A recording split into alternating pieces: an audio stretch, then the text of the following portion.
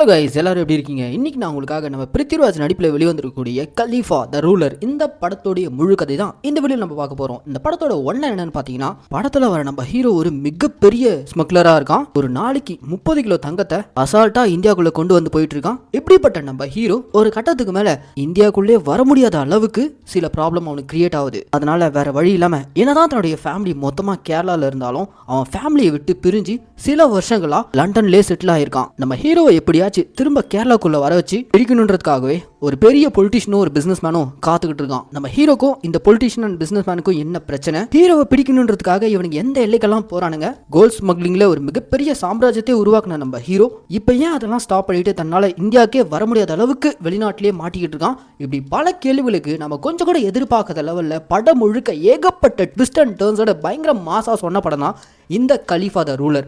சரி வாங்க, இப்போ நம்ம இந்த படத்துடைய முழு கதைக்குள்ள போறதுக்கு முன்னாடி நம்ம சேனல் நீங்க புதுசா வந்திருந்தீங்கன்னா மறக்காம நம்ம மினி தியேட்டர் சப்ஸ்கிரைப் பண்ணிக்கோங்க. அண்ட் உங்களுக்கு இந்த வீடியோ பிடிச்சிருந்துச்சு அந்த லைக் கமெண்ட் ஷேர், லைக் பண்ணும்போது கமெண்ட் செக்ஷன்ல ஹைப் பண்ற ஒரு ஆப்ஷன் வரும். அந்த ஹைப்பிங் கிளிக் பண்ணிட்டீங்கன்னா நம்ம சேனல்ல போடக்கூடிய வீடியோக்கள் வெகுஜன மக்களுக்கு போய் சேரும். ஸோ மறக்காம ஹைப்பிங் கிளிக் பண்ணிக்கோங்க. சரி வாங்க, இப்போ நம்ம இந்த படத்துடைய முழு கதைக்குள்ள போவோம். படத்தோட ஓப்பனிங் சீன்லேயே கல்ஃப்ல இருந்து ஒரு நபர் கேரளாவில் இருக்க தன்னுடைய சொந்த ஊருக்கு வீடு திரும்பியிருக்கான். இவன் எதுக்காக மெயினாக வந்திருக்கான்னா, என்னுடைய தங்கச்சி கல்யாணத்துக்காக தான் வந்திருக்கான். இந்த நபருடைய பேர் ஜீத்து.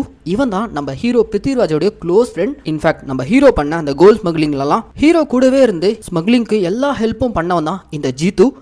இந்த மாதிரி ஃபாரின்லேருந்து தன்னுடைய தங்கச்சி கல்யாணத்துக்கு வீட்டுக்கு வந்திருக்கான்ற விஷயம் போலீஸ்காரங்களுக்கு தெரிய வந்ததுமே கல்யாணம் முடிஞ்ச அன்னைக்கு நைட்டே ஜீத்துவை அரெஸ்ட் பண்ணுறானுங்க. அப்படியே ஜீத்துவை அரெஸ்ட் பண்ணி ஸ்டேஷனுக்கு கூட்டு போனதும் இவனை சீக்கிரட்டாக ஒரு அறைக்குள்ள லாக் பண்ணி வச்சிருக்காங்க. அந்த அறைக்குள்ள ராகவன்ன்ற ஒரு பொலிட்டிஷியன் வராரு. ராகவன் இருக்கால, இவன் இந்த படத்துடைய one of the main villain. இந்த ராகவன் இப்போ நேரா நம்ம ஹீரோவுடைய ஃப்ரெண்டான ஜீத்து கிட்ட வந்து, ஒன்று நாங்கள் எதுக்காக அரெஸ்ட் பண்ணோன்னு இந்நேரம் உனக்கு புரிஞ்சிருக்குமே. எஸ், எல்லாம் அவனுடைய ஃப்ரெண்ட் லண்டன்ல பதுங்கிருக்கான்ல, அவனை வர வைக்கணுன்றதுக்காக தான். நாங்கள் நினைச்சா அவனை லண்டன்ல வச்சே காலி பண்ண முடியும். ஏன்னா அவனை லண்டன்ல வச்சு தூக்குறதுக்காக மிகப்பெரிய கில்லர்ஸ்க்கெல்லாம் பவுண்டி வச்சிருக்கோம். ஆனா நாங்க அப்படி பண்ண மாட்டோம்.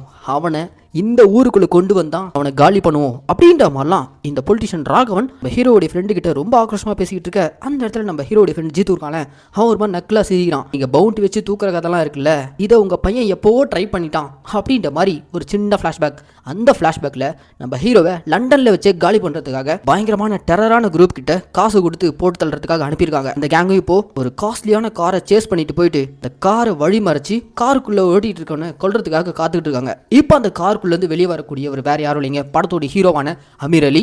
அவன் வெளியே வந்ததும் அவனை கொல்றதுக்காக வந்திருக்காங்கல்ல அந்த கேங்கை உரு தெரியாம ஒருத்தனை விடாம அழிக்கிறான். அப்படி லண்டன்ல வச்சு நம்ம ஹீரோ போறதுக்காக போன அந்த கேங்கை அழிச்சதும் அந்த கதையை இங்க போலீஸ் கிட்ட மாட்டிக்கிட்டு இருக்க ஹீரோட ஃப்ரெண்டான ஜீத்து இந்த ராகவன் கிட்ட சொல்றான். ராகவன் ஒரு மாதிரி ஷாக் ஆகுறான். உடனே பக்கத்திலே நின்றுட்டு இருக்க தான் பையனை பிடிச்சி அடிச்சு, நான் தான் சொன்னல அவனை இந்த நாட்டுக்கு வர வச்சுதான் அழிக்கணும், என்ன கேட்காம அதிக பிரசங்க தரமா எதுவும் பண்ணக்கூடாது அப்படின்ற மாதிரி அந்த பொலிட்டிஷியன் தான் பையனை மிரட்டிட்டு அப்படியே இப்போ ஹீரோவுடைய ஃப்ரெண்டை பார்த்து, இப்போ நீ மாட்டினல யாரால தெரியுமா, நீ இவ்வளோ விசுவாசமே இருக்கே உன்னுடைய ஃப்ரெண்டு, அவனால தான் அப்படின்ற மாதிரி ஒரு விஷயத்த சொல்ல, இது கேட்டுட்டு இருக்க ஜீத்துவா வாய்ப்பே இல்லை, அவன் என்னுடைய நண்பன், அவன் எனக்கு துரோகம் பண்ண மாட்டான் அப்படின்ற மாதிரி அவன் சொல்ல, வேணும்னா நீ அமீர் அலிக்கே கால் பண்ணி கேளு அப்படின்ற மாதிரி இந்த வில்ல ஹீரோவுடைய ஃப்ரெண்டை பார்த்து சிரிச்சுக்கிட்டே சொல்லிக்கிட்டே ஹீரோ நம்பருக்கு கால் பண்ணி கொடுக்குறான். அந்த எண்ட்ல லண்டன்ல இருக்க நம்ம ஹீரோ கால்ல இருக்க தான் ஃப்ரெண்டு ஜீத்து கிட்ட பேசிட்டு இருக்கும்போது, நண்பா இந்த போலீஸ்காரங்க இந்த ராகவன்லாம் வந்து நீ தான் என்ன துரோகம் பண்ணி போலீஸ் கிட்ட மாட்டி விட்டேன்னு சொல்றாங்க, அது உண்மை இல்லைன்னு சொல்லு நண்பா அப்படின்ற மாதிரி கால்ல நம்ம ஜீத்து கேட்க, அதுக்கு அந்த எண்ட்ல இருக்க நம்ம ஹீரோவா, இல்லடா அவங்க சொல்றது உண்மைதான், நான் தான் உன்னை மாட்டி விட்டேன்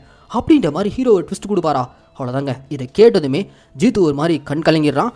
இப்போ அந்த கஸ்டடியில் இருக்க நம்ம ஜீத்துவை போலீஸ்காரங்க விசாரணைக்கு எடுத்து, இங்க பாரு உன் ஃப்ரெண்டே உன்னை காட்டி கொடுக்குற விதமா மாட்டி விட்டுருக்கான், இது வரைக்கும் அவன் என்னென்னலாம் பண்ணா எல்லாத்தையும் ஒன்று விடாம எங்க கிட்ட சொல்ற அப்படின்ற மாதிரி கஸ்டடியில் கேட்க, வேற வழி இல்லாம இந்த இடத்துல இருந்தா ஹீரோவுடைய ஃப்ரெண்ட் ஹீரோ பத்தின விஷயங்கள்லாம் சொல்ல ஆரம்பிக்கிறான். அப்படியே ஒரு ஃபிளாஷ்பேக். சில வருஷங்களுக்கு முன்னாடி நம்ம ஹீரோ ரொம்ப சந்தோஷமா தான் உண்டு தான் வேலை உண்டுன்னு ஒரு சாதாரண துணி கடையை வச்சு ரொம்பவே ஒரு நார்மலான பீஸ்ஃபுல்லான லைஃப் தான் நம்ம ஹீரோ வாழ்ந்துட்டு இருந்திருக்காரு. ஆனா அவருடைய ஃபேமிலியில பாத்தீங்கன்னா அவங்க அப்பா ஒரு நகை கடை ஓனர், அவருடைய பேர் யூசப் அலி. யூசப் அலியோட அந்த ஜுவல்லரி ஷாப்ல வேலை பார்க்கக்கூடியவங்க எல்லாம் வயசானவங்க. அவங்கெல்லாம் நம்ம ஹீரோ பார்த்து, எப்பதான்ப்பா உங்க அப்பாவோடைய பிசினஸை டேக் ஓவர் பண்ணுவேன் அப்படின்னு அவங்களாம் கேட்க, சாச்சா என்னோட ரூட் இதுக்கு கிடையவே கிடையாது, எனக்குன்னு ஒரு ஷாப் இருக்கு, நான் என் பிசினஸை பார்த்துக்கிட்டு போறேன் அப்படின்ற மாதிரி நம்ம ஹீரோ அவங்க அப்பாவுடைய பிசினஸ்ல தலையிடாம அவன் உண்டு அவன் பிசினஸ் உண்டுன்னு வாழ்ந்துட்டு இருக்கான். இதுக்கு இடையில நம்ம ஹீரோவுடைய அம்மா வந்து, என் அப்பா அவனுடைய நிக்காவை பார்த்துட்டு போகணும் தான் காத்துக்கிட்டு இருக்காரு, சீக்கிரம் ஒரு பொண்ணை பார்த்து கல்யாணம் பண்ணிக்கடா அப்படின்ற மாதிரி கேட்க நம்ம ஹீரோவும் அதே ஏரியால ஒரு அழகான பொண்ணை பார்த்து கரெக்ட் பண்ணி கல்யாணமும் பண்ணிடுறாரு. இப்படி கல்யாணம் பண்ணதுக்கு அப்புறம் நம்ம ஹீரோ ஒரு பக்கா ஃபேமிலி மேனா மாதிரி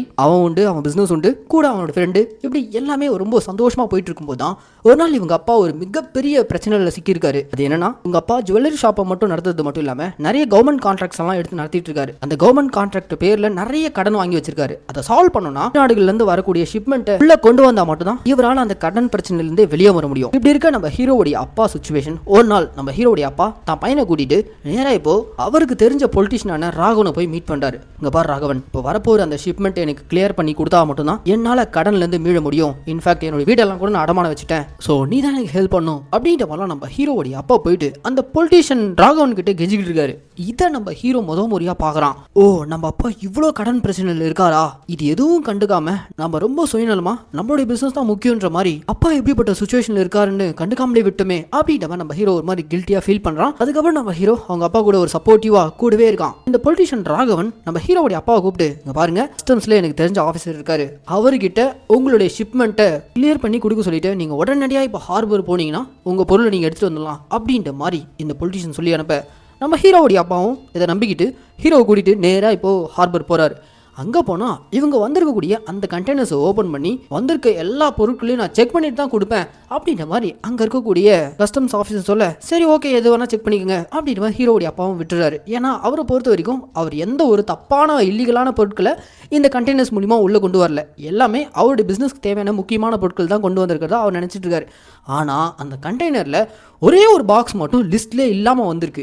அந்த லிஸ்ட்டில் இல்லாத பாக்ஸை நான் ஓப்பன் பண்ணி செக் பண்ணிட்டு தான் அனுப்புவேன்னு சொல்லிட்டு அந்த கஸ்டம்ஸ் ஆஃபீஸர் அந்த பாக்ஸை ஓப்பன் பண்ணி பார்த்தா உள்ள ஒரு பழங்காலத்து கடிகாரம் இருக்கு. நான் ஆர்டரே பண்ணலையே அப்படின்ற மாதிரி ஹீரோவுடைய அப்பா ஒரு மாதிரி திரு முழிச்சுக்கிட்டு இருக்க ஆன் ஸ்பாட்லேயே பழங்காலத்து கடிகார ஓப்பன் பண்ணி பார்த்தா உள்ளுக்குள்ள கோல்டு பிஸ்கெட்டு. அவ்வளோதாங்க. இதை பார்த்து இவங்க ஷாக்காக நீயும் கழுவுமா ஹீரோவுடைய அப்பா அங்கே மாற்றாரு. இதுக்கும் எனக்கும் எந்த சம்மந்தம் இல்லை, இது யாரோ என் கண்டெய்னரில் உள்ள வச்சு அனுப்பியிருக்காங்க அப்படின்ற மாதிரிலாம் இவர் எவ்வளோ சொல்கிறாரு. ஆனால் கஸ்டம்ஸ் ஆஃபீஸர்ஸ் விடுற மாதிரி இல்லை. நீங்கள் எதுவாக இருந்தாலும் ஆஃபீஸ்க்கு வந்து பேசுங்க அப்படின்ற மாதிரி அவர் அரெஸ்ட் பண்ணி கூப்பிட்டு போயிடறாங்க. ஹீரோ பின்னாடியே போயிட்டு அவங்க அப்பாவை கூப்பிட்டு வரலாம்னு சொல்லிட்டு போயிருக்கான். அங்கே போன இடத்துல தான் ஹீரோக்கு ஒரு ஷாக் காத்துக்கிட்டு இருக்கு. அது என்னன்னா, இந்த கஸ்டம்ஸ் ஆஃபீஸர் ஹீரோவுடைய அப்பாவை பிடிச்சிட்டு போயிட்டு ப்ரெஸ் பீப்புள்ஸை கூப்பிட்டு, இந்த மாதிரி பல வருஷங்களாக கேரளாக்குள்ள கோல்டை ஸ்மக்லிங் பண்ணிட்டு இருந்த ஒரு மிகப்பெரிய ஸ்மக்லரை நாங்கள் பிடிச்சிருக்கோம் அப்படின்ற மாதிரி ஹீரோவுடைய அப்பாவை ப்ரெஸ் பீப்புள்ஸ் முன்னாடி நிறுத்திடுறான். அதோட மட்டும் விடாம இதுக்கு முன்னாடி ஒரு காலத்தில் இப்போ பிடிபட்டிருக்கானே இவருடைய அப்பா அகமது அலி, அந்த ஆள் மொத்த இந்தியாவையே கலக்குன ஒரு மிகப்பெரிய ஸ்மக்லர், அந்த ஆள் இன்டர்நேஷனல் கிரிமினல், அவர் இப்போ நேபாள் ஜெயிலில் கழுதி நின்றுட்டு இருக்காரு. இப்போ அவருடைய பையன் வந்து அவருடைய இடத்த பிடிச்சி இந்த ஆளும் இப்போ கோல்ட் ஸ்மக்லராக உருமாறி இருக்கான், இப்போதான் எவிடன்ஸோட சிக்கியிருக்கான் அப்படின்ற மாதிரி நம்ம ஹீரோவுடைய அப்பாவை ப்ரெஸ் பீப்புள்ஸ் முன்னாடி அசிங்கப்படுத்தி அவரை ஜெயிலுக்கு அனுப்பிடுறாங்க. ஹீரோக்கு என்ன பண்றதுனே தெரியாம அடுத்த சீன்லேயே ஜெயிலில் இருக்க இவங்க அப்பாவை சந்திக்க போறான். அப்பா, நீங்க பண்ணிட்டு இந்த பிசினஸ்ல உங்களுக்கு எதிரிகள் யாராவது இருக்காங்களா? உங்களுக்கு எதிராக யார் இந்த சதியை பண்ணிருப்பா அப்படின்ற மாதிரி கேட்க எந்த இடத்துல தான் ஜெயிலுக்குள்ள இருக்க ஹீரோவுடைய அப்பா ஃபிளாஷ்பேக் ஓபன் பண்றாரு. சில மாசங்களுக்கு முன்னாடி இந்த பொலிட்டிஷியன் ராகவன் இருக்காங்க, அவன் கூட ஒரு மிகப்பெரிய பிசினஸ் மேனான ஹரிஷ் பசீர் படம் இல்ல இருக்காங்க, இவனுக்கு ரெண்டு பேரும் சேர்ந்து ஹீரோவுடைய அப்பாவை மீட் பண்ணணும்னு சொல்லிட்டு வீட்டுக்கு வர வச்சிருக்காங்க. அப்படி வீட்டுக்கு வர வச்சது, நீ நிறைய கவர்மெண்ட் கான்ட்ராக்ட் எல்லாம் பண்ணிட்டு இருக்கல, வெளிநாடுகள்ல இருந்து பல பொருட்களை இம்போர்ட் பண்றல, அந்த இம்போர்ட் பண்ணக்கூடிய கண்டெய்னர்ஸ் மூலியமா நாங்க கோல்ட ஸ்மக்லிங் பண்ணலாம்னு இருக்கோம், எங்களுக்கு நீ ஹெல்ப் பண்ணா உனக்கு நாங்க அதை ஷேர் கொடுக்குறோம் அப்படின்ற மாதிரி சொல்ல, ஹீரோவுடைய அப்பா சொன்ன பதில் என்ன, இந்த மாதிரி என்னுடைய அப்பா ஒரு காலத்துல ஒரு மிகப்பெரிய ஸ்மக்லரா தான் இருந்தாரு, அவரை பார்த்தே வளர்ந்ததுனால நான் அந்த தொழிலுக்குள்ளே போகக்கூடாதுன்னு முடிவு பண்ணிட்டேன், அதனாலதான் நான் இன்னி வரைக்கும் நேர்மையான முறையில் என்னோட பிசினஸ் ரன் பண்ணிட்டு இருக்கேன், தயவு செஞ்சு என்ன வச்சு நீங்க ஸ்மகிள் பண்ணலாம் மட்டும் நினைச்சிடாதீங்க, என்னால இதை பண்ணி கொடுக்க முடியாது அப்படின்ற மாதிரி அவர் கைவிரிச்சிருக்காரு. இந்த கான்ல தான் அந்த ஹரிஷ் பஷீரும் பொலிட்டிஷியன் ராகவனும் ஸ்கெட்ச் போட்டு இவரை மாட்டி விட்டுருக்காங்க. இந்த உண்மையெல்லாம் தெரிஞ்சுக்கிட்டு நம்ம ஹீரோ எப்படியாச்சும் தான் அப்பா வெளிக்கொண்டு வரணும்னு சொல்லிட்டு முடிவு பண்றான். ஆனா எப்படின்னு தெரியல, ஆல்ரெடி இவங்களுடைய வீடு மூழ்கிற நிலைமையில இருக்கு, இவங்க அப்பா சுத்தி ஏகப்பட்ட கடன் வேற வாங்கி வச்சிருக்காரு. இப்போ நம்ம ஹீரோக்கு இருக்கக்கூடிய ஒரே டாஸ்க் அவங்க அப்பாவை பெயில் எடுக்கணும். இந்த பிரச்சனை எல்லாம் எப்படி சால்வ் பண்றதுன்னு சொல்லிட்டு தலையை பிச்சுட்டு இருக்க நம்ம ஹீரோக்கு இவங்க அப்பா ஒரு ஜுவல்லரி ஷாப் வச்சிருக்காருல, அந்த கடையில வேலை பார்க்கக்கூடிய வயசான பெரியவரான இந்திரஜித் வந்து, நீ யாருடைய பேர் தெரியுமா, அகமது அலினா ஊரே நடுங்கும், பேர்பட்ட நபருடைய பேரண்டா நீ, நான் சொல்ற நபரை போய் பாரு, அவருடைய பேர் சேட்டுஜி, அவர் உன் தாத்தாக்கு பயங்கரமா கடமைப்பட்டவர், அவர்கிட்ட போயிட்டு நீ உதவி கேளு அப்படின்ற மாதிரி சொல்லி அனுப்ப நம்ம ஹீரோ அந்த சேட்டுஜின்ற நபரை போய் பார்க்கறாரு. அந்த சேட்டுஜி தான் இந்த கோல்ட் ஸ்மக்லிங்ல கிட்டத்தட்ட கிங் பீன் மாதிரி, அவர் தான் அந்த ஸ்டேட் முழுக்க இருக்கக்கூடிய ரீட்டைல் ஷாப்புங்களுக்கு கோல்ட சப்ளை பண்றவர். ஆனா இப்போ இந்த ராகவனும் ஹரிஷ் பஷீர் இவனுங்க ரெண்டு பேரும் வந்ததுல இருந்தே இவரால நாட்டுல இருந்து கோல்ட ஸ்மகிள் பண்ணி உள்ளுக்குள்ள கொண்டு வர முடியாம தவிச்சிட்டு இருக்காரு.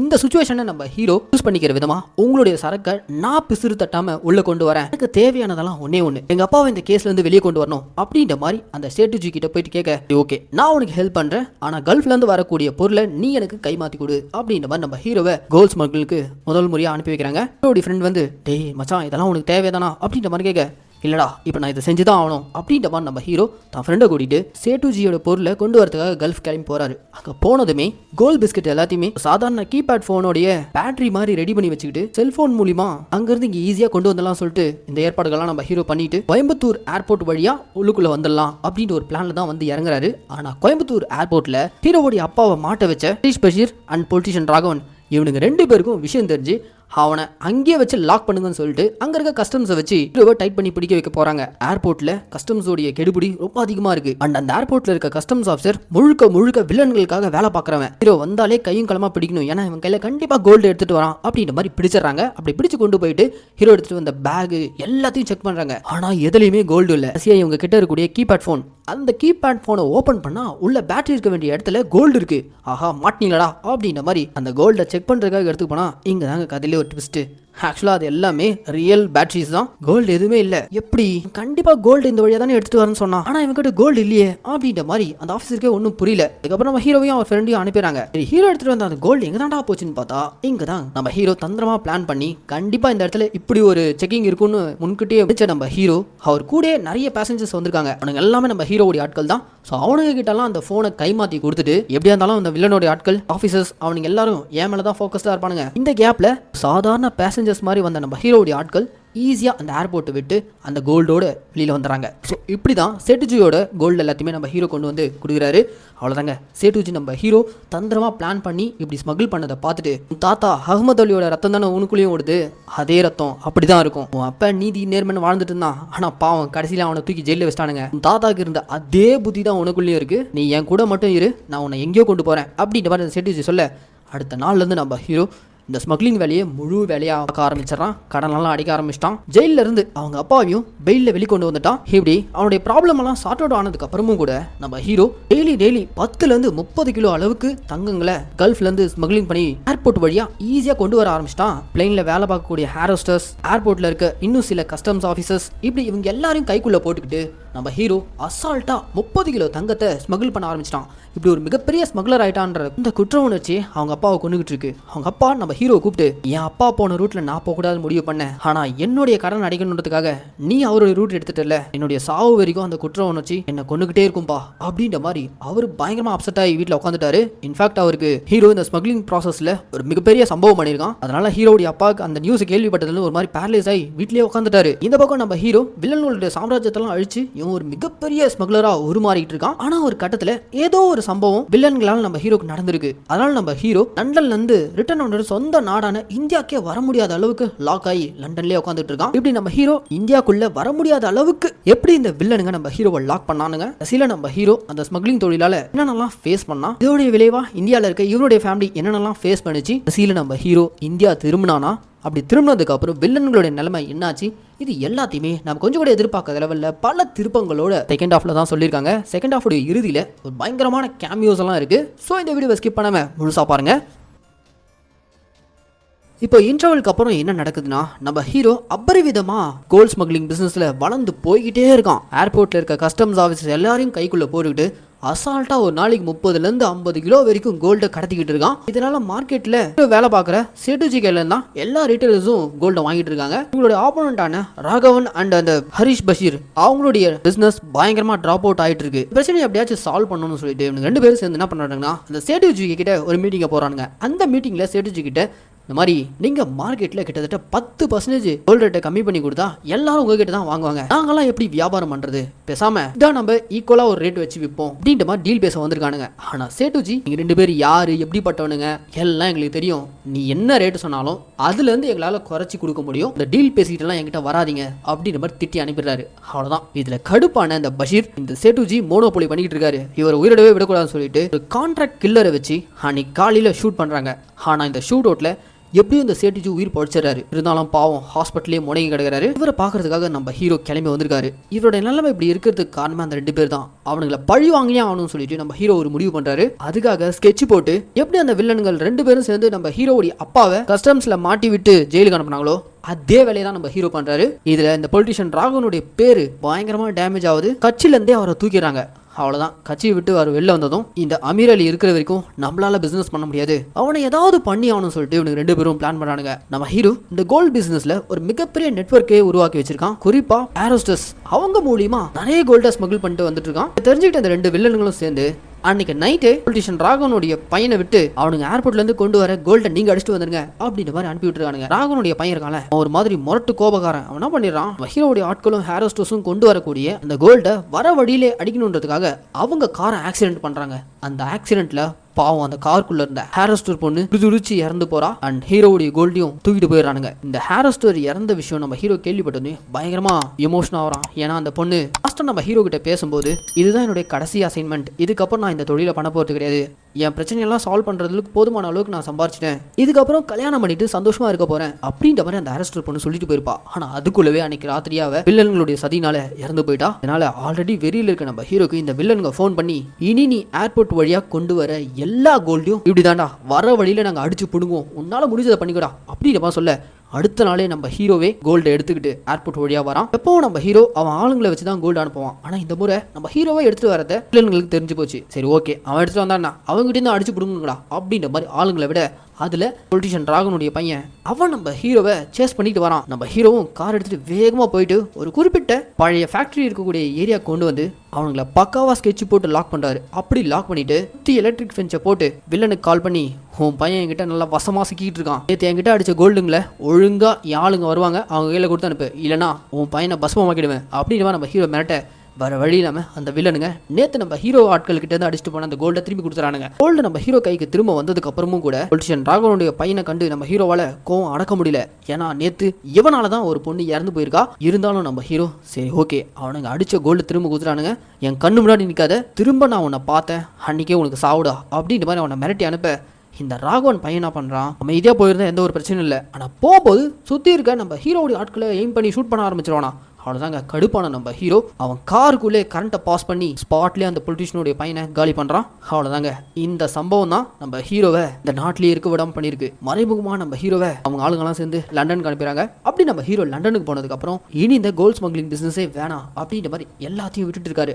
ஆனால் நான் பையனை கொன்னவனை கொல்லாமல் விடக்கூடாதுன்னு சொல்லிட்டு வில்லன் ராகவனும் ஹரிஷ் பஷீரும் நம்ம ஹீரோக்காக காத்துக்கிட்டு இருக்காங்க. என்ன பண்ணாலும் நம்ம ஹீரோ லண்டனை விட்டு இந்தியாவுக்கு வரவே மாட்டேன்றான். ஏன்னா லண்டனுக்கு வந்தால் கண்டிப்பாக நம்ம ஹீரோவை அந்த கொலை கேஸில் அரெஸ்ட் பண்ணுவாங்க. அப்படி அரெஸ்ட் பண்ணதுக்கு அப்புறம் கண்டிப்பா அந்த வில்லனுக்கு சேர்ந்து போட்டு தள்ளுவானுங்க. இதுக்காகவே நம்ம ஹீரோ திரும்ப நாட்டுக்கே போகாமல் இருக்கான். அதுபோக இந்த விஷயம்லாம் கேள்விப்பட்ட ஹீரோவுடைய அப்பா பேரலைஸ் ஆகி வீட்டில் படுத்த படுக்கையா இருக்காரு. நம்ம ஹீரோவால அவனுடைய மனைவி குழந்தைங்க யாரையுமே பார்க்க முடியல. பணம் கோல்டுன்னு போயிட்டு இப்போ நிம்மதியை இழந்துட்டு லண்டன்லேயே நம்ம ஹீரோ சுத்திக்கிட்டு இருக்க ஹீரோ வரவைக்கணுன்றதுக்காக தான் ஹீரோவுடைய ஃப்ரெண்டை அரெஸ்ட் பண்ணியிருக்காங்க. இப்போ ஹீரோவுடைய ஃப்ரெண்டும் அப்ரூவரா மாறி ஹீரோக்கு எதிராக சாட்சி கழுத்து போட்டு கொடுத்துறான். இப்போ வில்லனுங்களுக்கு ஹீரோவை இந்தியாவுக்கு வர வைக்கணும். அதுக்காக என்ன பண்றாங்கன்னா நம்ம ஹீரோவுடைய வீட்டில் அட்டாக் பண்றானுங்க. இப்படி ஏதாவது நடக்கும்னு சொல்லிட்டு தான் நம்ம ஹீரோ ஆல்ரெடி அவன் வீடு முழுக்க செக்யூரிட்டி டைட் பண்ணி வச்சிருப்பான். ஆனால் அந்த செக்யூரிட்டி ஆட்கள் எல்லாருமே வில்லன்களுடைய ஆட்கள் வந்து அடிச்சு துவம்சம் பண்ணி ஹீரோடைய ஃபேமிலியை கொல்றதுக்காக போறாங்க.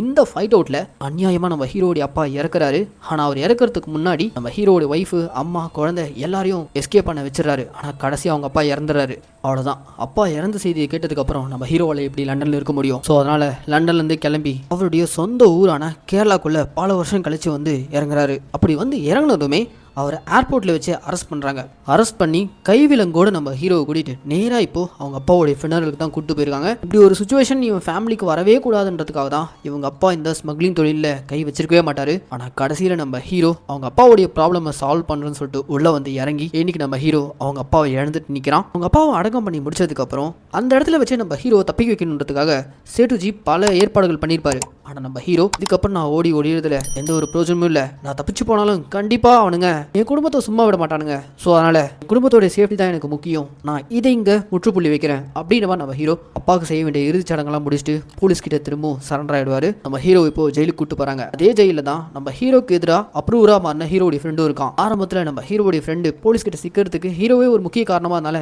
காரணம் என்னன்னு சொல்லிட்டு ஒரு ஃபிளாஷ்பேக் ஓப்பன் பண்றாங்க. அந்த ஃபிளாஷ்பேக்ல நம்ம ஹீரோ ஸ்மக்லிங் தொழில் எல்லாத்தையுமே ஸ்டாப் பண்ணிட்டு லண்டன்ல எதுவுமே பண்ண வருவார் முடங்கி கிடந்தால இந்த கேப்ல நம்ம ஹீரோடைய ஃப்ரெண்ட் இருக்கால அவனுடைய தேவைக்காக ஸ்மக்லிங் பண்ண ஆரம்பிச்சான். எத்தனையோ முறை நம்ம ஹீரோ சொல்லி அவன் கேட்கல. கடைசியில ஹீரோவே அவனுடைய சேஃப்டிக்காக பிடிச்சு கொடுத்துறான். நான் இதை வச்சு வில்லனுங்க ஹீரோக்கு எதிராக அவனை அப்ரூவரா மாத்திட்டான். இப்போ ஹீரோவும் ஹீரோடைய க்ளோஸ் ஃப்ரெண்டும் ஒரே ஜெயில ஒரே செல்ல இருக்கானுங்க. ரெண்டு பேருக்குள்ளயும் உங்களுக்கு பின்னாடி நடந்த அந்த சதி எல்லாத்தையுமே புரிஞ்சுக்கிறானுங்க. திரும்பவும் பழையபடி ஃப்ரெண்ட்ஸ் ஆகிறாங்க. அன்னைக்கு நைட்டே நம்ம ஹீரோவை செல்ல இருந்து தனியா போலீஸ்காரங்க வெளியில கூட்டு போறாங்க. எதுக்காகனா அவ்வளவுதான் ஹீரோடைய கதையை முடிக்கிறதுக்காக தான். ஹீரோ கூட்டிட்டு போயிட்டு ஜெயிலுக்கு பின்பக்கம் தனியா விட அந்த இடத்துல இந்த வில்லன் பஷீரும் டியூஷன் ராகவன் அவன் ஆளுங்களோட ஹீரோ போறதுக்காக வெயிட் பண்ணிட்டு இருக்காங்க. அவனுக்கு ரெண்டு பேரும் சேர்ந்து நம்ம ஹீரோவை பார்த்து உன்னை நினைச்சா நாங்க லண்டன்ல வச்சு தூக்கிருப்போம், ஆனா நாங்க ஏன் பண்ணல தெரியுமா? உன் கையால என் பையனை கொண்டுட்டு தான் நீ லண்டன்ல போய் பதுங்கியிருந்தல, ஆனா என் பையன் சாகல, இந்த தீ விபத்துல உயிர் பொழைச்சிட்டான்னு சொல்லிட்டு அவனை கூப்பிட்டு வராங்க. ஆனா அவன் உடம்பு முழுக்க எரிஞ்சிருக்கு. அவன் ஒரு மாதிரி டெத் பெட்ல என்னை எப்படியே விட்டுருங்க நான் செத்துறேன் அப்படின்ற மாதிரி வழியில துடிச்சுட்டு இருக்க. ஆனா அந்த இடத்துல இந்த பஷீர் இல்லை நீ சாகக்கூடாது, அவனுடைய சாவை நீ பார்த்துட்டு தான் நீ சாகணும் அப்படின்ற மாதிரி நம்ம ஹீரோவால் தீ விபத்து ஏற்பட்டு முழுசாக எரிஞ்சு போய் உயிர் மட்டும் மிஞ்சிருக்க இந்த பொலிட்டிஷியன் ராகவனுடைய பையனை கூட்டு வந்திருக்காங்க. ஸோ அவன் முன்னாடி தான் நம்ம ஹீரோவை போடணும்னு சொல்லிட்டு வெயிட் பண்ணிட்டு இருக்காங்க. அண்ட் அந்த இடத்துல ஹீரோவை இன்னும் வெறுப்பேற்றுற விதமாக அப்பனை போட்டு தந்தவங்க எல்லாருமே இங்கே தான் இருக்காங்க அப்படின்ற மாதிரி சொல்ல அவ்வளோதாங்க வெறியான நம்ம ஹீரோ அவனுக்குள்ள இருந்த பீஸ்ட் வெளியே வந்து அங்க இருக்க எல்லாரையும் அடிச்சு துவம்சம் பண்ணி இது எல்லாத்துக்கும் காரணமா இருந்த இந்த ஹரிஷ் பஷீர் அவன் தான் ஹீரோவுடைய அப்பாவை கொலை பண்றதுக்கு முக்கிய காரணமே. அவனை நம்ம ஹீரோ கழுத்து நெரிச்சே கொலை பண்றான்.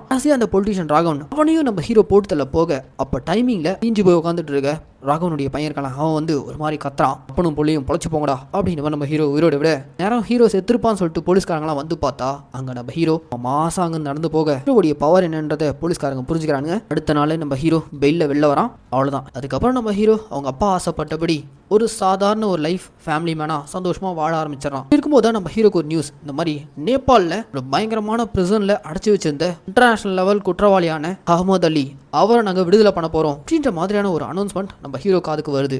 எஸ், நேபாள் ஜெயிலில் இவ்வளவு நாள் வெளியே வராத அந்த சிங்கம் வேற யாரும் இல்லை நம்ம ஹீரோடைய தாத்தா. அவரை கூட்டு வரதுக்காக நம்ம ஹீரோ நேபாள் கிளம்பி போறான். ஹீரோக்கு முன்னாடியே ஜெயில இருந்து ரிலீஸ் ஆகி வரக்கூடிய அகமது அலியை ரிசீவ் பண்றதுக்காக அவருடைய கேங் அங்க வந்து நிக்கிறாங்க.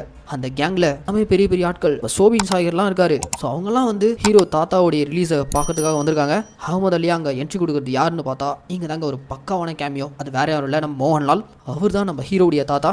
70s காலகட்டத்தில் ஒரு மிகப்பெரிய ஸ்மக்லராக வளம் வந்துட்டு இருந்த அகமது அலியை பிடிச்சி இந்த ஜெயிலில் தான் இத்தனை வருஷமாக வச்சிருந்துருக்காங்க. அவர் இப்போ ரிலீஸ் ஆகி வெளியில் வராரு. அவர் வெளியில் வந்ததும் அவருடைய பேரனை பார்க்குறாரு. அந்த மாதிரி இவனும் பல சம்பவங்கள் பண்ணியிருக்கான்ற விஷயம் கேள்விப்பட்டதும் ஹீரோ வந்து ஹக் பண்ணுறாரு. அப்படி ஹக் பண்ணும்போது நீ சில மிச்சங்களை விட்டுருந்த, அது கண்டிப்பாக ஒரு நாள் இல்லை ஒரு நாள் நம்ம குரலையை கடிக்க வரும், அதனால அந்த மிச்சங்களும் நான் ஆல்ரெடி போட சொல்லிட்டேன் அப்படின்ற மாதிரி இந்த இடத்துல நம்ம ஹீரோக்கு மோகன்லால் வந்து ட்விஸ்ட் கொடுப்பாரா. அந்த மிச்சங்கள் யாரான்னு பார்த்தா நம்ம ஹீரோ போனா போது பொழிச்சு போட்டுன்ற மாதிரி விட்டார்ல பொலிட்டிஷியன் ராகவன் அண்ட் அவருடைய பையன்.